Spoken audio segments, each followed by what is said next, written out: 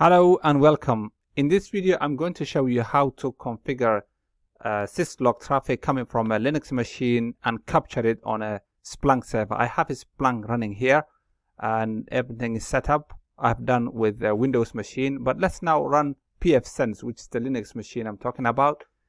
In the Linux machine, this pfSense, if we go to status from the status menu, on the top right, and then select the system logs at the bottom of the page. When you select settings, and all the way down the bottom you will see enable remote logging. So if you select that, then if you have multiple interfaces you can choose default any, or if you have a specific one you can select the specific interface.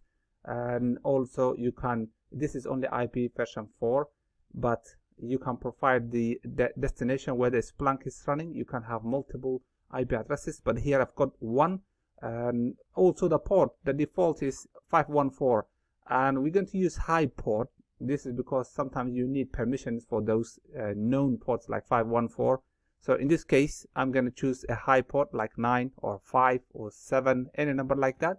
So it becomes a high port, and most probably that port is open. Otherwise you have to allow that in your firewall on the Linux machine, or maybe if you have intermediate firewall. So let's key in 9514, and then this is the port we will use, and we have to configure that on the Splunk server as well when we are defining the input data. And then what do we want to capture? We're going to capture the content, for example specific ones, or maybe everything. If you select the first one, it will be everything. So you have to, then when that's all done, we can save. If you need settings, you can do those, but we save and then we close that. Let's now go back to the Splunk or the Linux server where the Splunk is running, and here we can, let me log in first. If we log in, then here I need to do some settings, some change. First I need to create an index for the traffic that's coming from Splunk, from the pfSense firewall. So if we click on the settings now, and then from settings I can select the index. So I'll define index for the Syslog traffic coming from pfSense. And so let's add a new index, and then this is the default. You can actually leave most of the defaults, and we capture events, but let's name it pfSense Syslog and underscore, let's bet Syslog, and that is events. Sorry, pfSense index. You can leave the rest. I would keep the rest as the defaults, and we are capturing it the search and reporting. So let's save that. Yeah, that's if you don't see it there, you can click on the drop down list, and then you can choose it from the list. So let's save. Now we have the index that was completed, but the other thing is to create a port, or where we are capturing the data from. So let's say data inputs, and let's define a new data input, and it can be either TCP or UDP. Syslog can come either one, and so you can configure TCP if you want to. That makes sure the traffic is received, but UDP is just like connectionless. So we're gonna go for the UDP.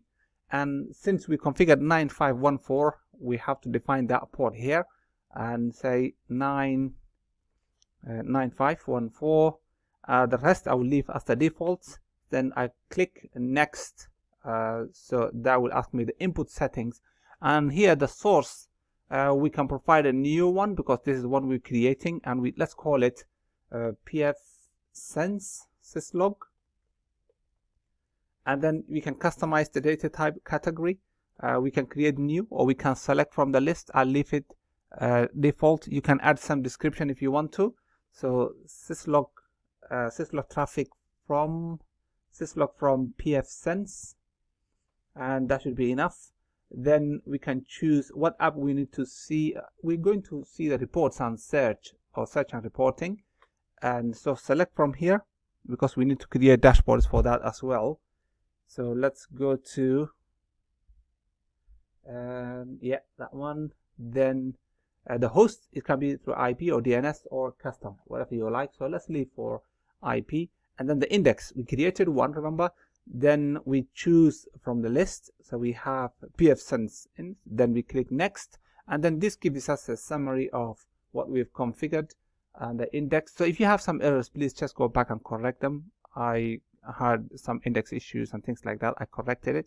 So then now submit, and here now we can go to start searching and reporting, and wait for a few seconds until the traffic comes and indexing is done, and then after a while I'll stop the recording and then restart. Yeah, there you go. Now we have the traffic. I have to hide some of the data because of the IP addresses and stuff, but you will see the traffic, the Syslog traffic. The only problem is you don't have a classified data which one is which, so you might create categorizing your Syslog traffic itself. But that's all. Thank you for your time and see you in another video.